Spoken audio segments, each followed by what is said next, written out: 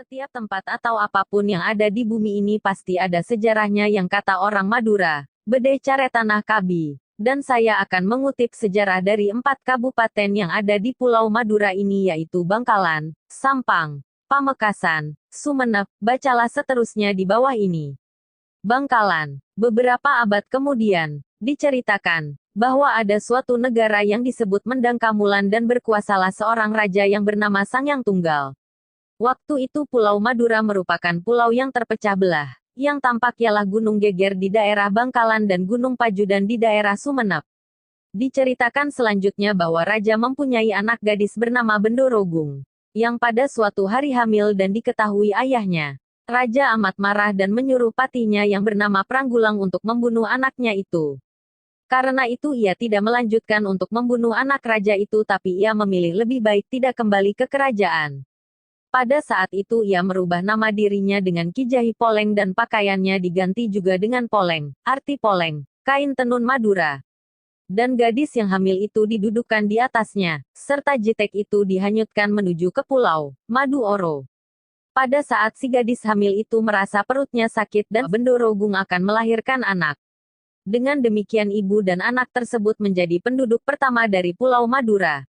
Perahu-perahu yang banyak berlayar di Pulau Madura sering melihat adanya cahaya yang terang di tempat di mana Raden Segoro berdiam, dan seringkali perahu-perahu itu berhenti berlabuh dan mengadakan selamatan di tempat itu. Selain daripada itu para pengunjung memberikan hadiah-hadiah kepada ibu Raden Segoro maupun kepada anak itu sendiri. Ibunya merasa sangat takut pula karena itu ia memanggil Ki Jahi Poleng. Ki Jahi Poleng mengajak Raden Segoro untuk pergi ke tepi pantai.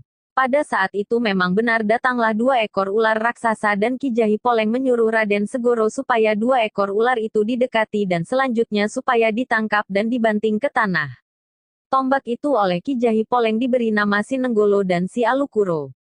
Sesampainya patih tersebut di Madura, ia terus menjumpai Raden Segoro dan mengemukakan kehendak rajanya.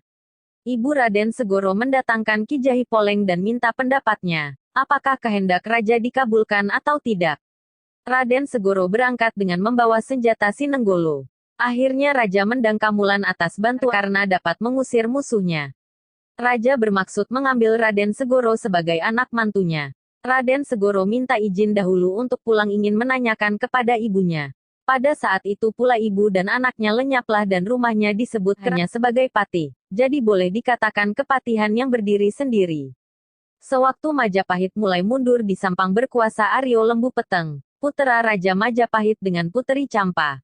Yang mengganti Kamituwo di Sampang adalah putera yang tertua ialah Aryo Menger yang keratonnya tetap di Madekan. Menurut cerita Demang terus berjalan ke arah barat daya di perjalanan ia makan ala kadarnya daun-daun, buah-buahan dan apa saja yang dapat dimakan. Dan kalau malam ia tertidur di hutan di mana ia dapat berteduh. Perempuan tua itu menuju ke desa Palakaran dan diiringi oleh beberapa orang yang bertemu di perjalanan. Pada suatu saat Demang Palakaran bermimpi bahwa kemudian hari yang akan menggantikan dirinya ialah Kiai Pragalbo yang akan menurunkan pemimpin-pemimpin masyarakat yang baik. Putera yang tertua Pramono oleh ayahnya disuruh bertempat tinggal di Sampang dan memimpin pemerintah di kota itu. Ia kawin dengan Puteri Wonorono di Pamekasan karena itu ia juga menguasai Pamekasan jadi berarti Sampang dan Pamekasan bernaung dalam satu kerajaan. Demikian pula sewaktu Nugroho, Bonorogo, menggantikan ayahnya yang berkeraton di Pamekasan dua daerah itu masih di bawah satu kekuasaan. Setelah kekuasaan Bonorogo Sampang terpisah lagi dengan Pamekasan yang daerah pesisir di wilayah kekuasaan Majapahit mulai merintis berdirinya pemerintahan sendiri. Terungkapnya sejarah pemerintahan di Pamekasan semakin ada titik terang setelah berhasilnya invasi Mataram ke Madura dan merintis pemerintahan lokal di bawah pengawasan Madura yang dimanfaatkan oleh Belanda untuk memadamkan beberapa pemberontakan di Nusantara yang dianggap merugikan pemerintahan kolonial dan penggunaan tenaga kerja Madura untuk kepentingan perkembangan ekonomi kolonial pada beberapa perusahaan barat yang ada di daerah Jawa, khususnya Jawa Timur bagian timur, Karisidenan Basuki. Tenaga kerja Madura dimanfaatkan sebagai tenaga buruh pada beberapa perkebunan Belanda. Orang-orang Pamekasan sendiri pada akhirnya banyak hijrah dan menetap di daerah Bondowoso. Perkembangan Pamekasan. Walaupun tidak terlalu banyak bukti tertulis berupa manuskrip ataupun inskripsi, nampaknya memiliki peran yang cukup penting pada pertumbuhan kesadaran kebangsaan yang mulai berkembang di negara kita pada zaman kebangkitan dan pergerakan nasional. Sumenep merupakan kabupaten di Jawa Timur yang berada di ujung paling timur Pulau Madura. Bisa dibilang sebagai salah satu kawasan yang terpenting dalam sejarah Madura.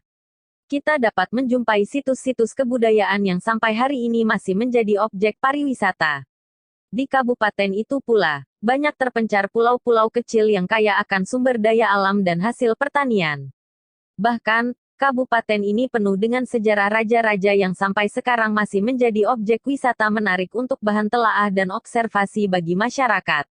Yang lebih menarik lagi, di kabupaten ini, sebagai bukti, kalau kabupaten ini penuh dengan sejarah, bias kita lihat dari pintu gerbang Masjid Agung yang ada di tengah-tengah kota.